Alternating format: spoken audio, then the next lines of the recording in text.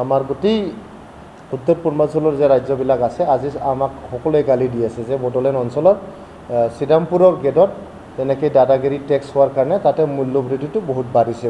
আমি United people's party liberal তৰফৰ পৰা বহুত জৰুৰী এটা ইছ্যুৰ ওপৰত আজিৰ এই প্ৰেছ বাৰ্তাটো কৰিবলৈ লৈছোঁ।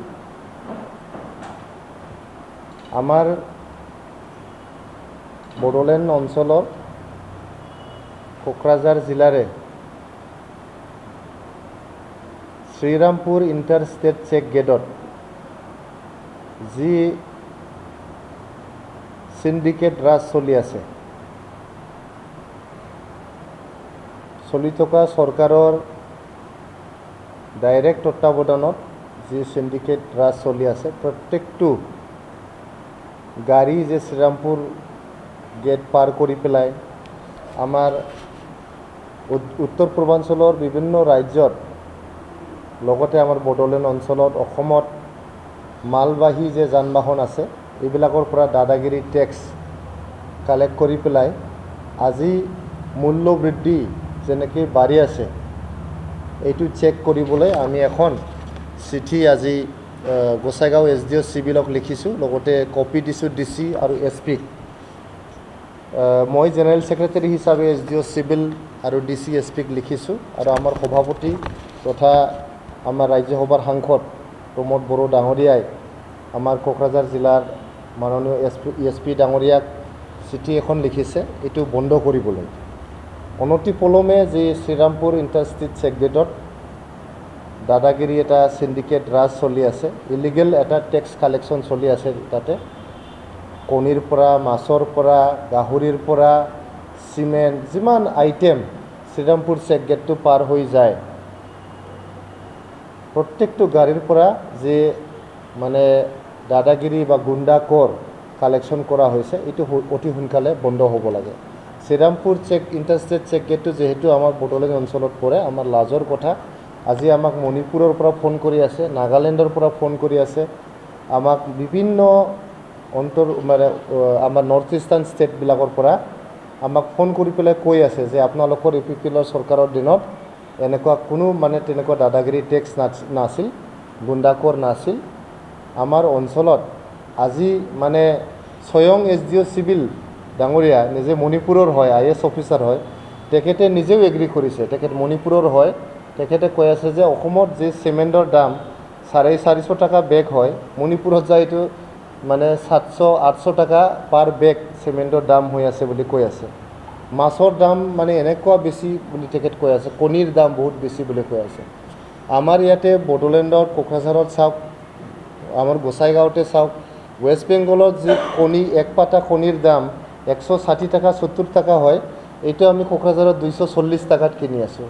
গতিকে যিমান এই গুণ্ডাকৰ আমাৰ শ্ৰীৰামপুৰত চলি আছে এইটো অতি সোনকালে বন্ধ হ'ব লাগে।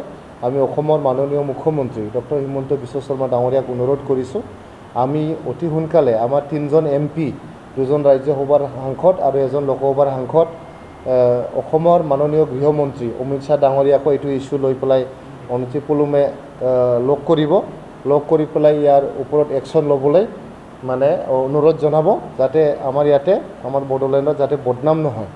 আমাৰ গোটেই উত্তৰ পূৰ্বাঞ্চলৰ যে ৰাজ্যবিলাক আছে আজি আমাক সকলোৱে গালি দি আছে যে বড়োলেণ্ড অঞ্চলত শ্ৰীৰামপুৰৰ গেটত তেনেকৈ দাদাগিৰি টেক্স হোৱাৰ কাৰণে তাতে মূল্যবৃদ্ধিটো বহুত বাঢ়িছে বুলি।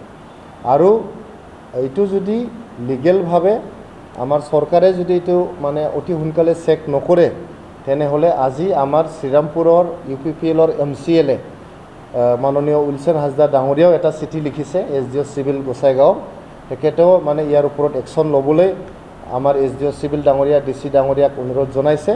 আৰু তেনেকৈ যদি ইলিগেল টেক্সটো বন্ধ নহয় অতি সোনকালে আমাৰ শ্ৰীৰামপুৰ অঞ্চলৰ UPPL কৰ্মীবিলাকে আমাৰ মানে আমি সকলো UPPL কৰ্মীবিলাকে শ্ৰীৰামপুৰত আমি তেনেকুৱা প্ৰটেষ্ট কৰিবলৈ আমি বাধ্য হ'ম।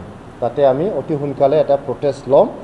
ইয়াৰ আগতে যাতে চৰকাৰে একশ্যন লয় তাকে আমি মাননীয় মুখ্যমন্ত্ৰী ডক্টৰ হিমন্ত বিশ্ব শৰ্মা ডাঙৰীয়াক আমি অনুৰোধ জনাইছোঁ। লগতে আমাৰ কোকৰাঝাৰ জিলাৰ DC ডাঙৰীয়া, SP ডাঙৰীয়া, লগতে যেহেতু এইটো গোসাইগাঁও সাব ডিভিজনত পৰে, গোসাইগাঁৱৰ আমি SDO চিভিল ডাঙৰীয়াক আমি চিঠিখন দিছোঁ আৰু একশ্যন ল'বলৈ আমি অনুৰোধ কৰিছোঁ, তেখেতৰ আমি ৰিচিভো লৈ আহিছোঁ।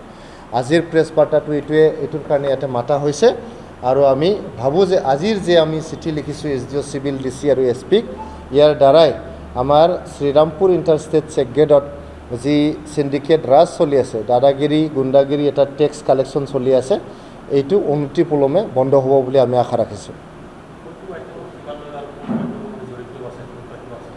কোনটো আইটেমত কিমান লয় এইটো মানে আমি একজাক্ট ৰেটটো আমি ক'ব নোৱাৰিম, কিন্তু আমি জানাত প্ৰত্যেকটো গাড়ী যিমান গাড়ী আছে, মাছৰ গাড়ী, কণীৰ গাড়ী, গাহৰিৰ গাড়ী, চিমেণ্টৰ গাড়ী, টাইলছৰ গাড়ী, যিমান গাড়ী আছে চব গাড়ীৰ পৰা তেনেকুৱা দাদাগিৰি টেক্স বা গুণ্ডাকৰ লৈ আছে, যাৰ কাৰণে আজি দুখীয়া ৰাইজে মূল্য বৃদ্ধিৰ যে সমস্যা এইটো সন্মুখীন হ'বলগীয়া হৈছে।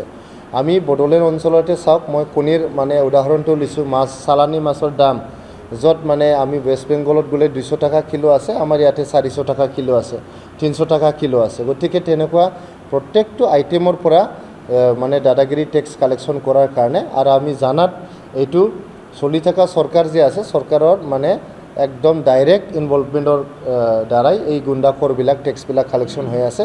গতিকে আমি প্ৰশাসনক অনুৰোধ জনাইছোঁ যাতে অতি সোনকালে ইয়াৰ এগেইনষ্টত একশ্যন লৈ পেলাই আমাৰ মূল্য বৃদ্ধিটো ৰোধ কৰিব লাগে, আৰু আমাৰ বড়োলেণ্ড অঞ্চলৰ যে বদনাম যে শ্ৰীৰামপুৰত তেনেকৈ দাদাগিৰি গুণ্ডাগিৰি টেক্স কালেকশ্যন কৰাৰ কাৰণে যিমান আমাৰ নৰ্থ ইষ্টাৰ্ণ ষ্টেট আছে তেখেতসকলে আমাক গালি দি আছে, আমাক বেয়া পাই আছে।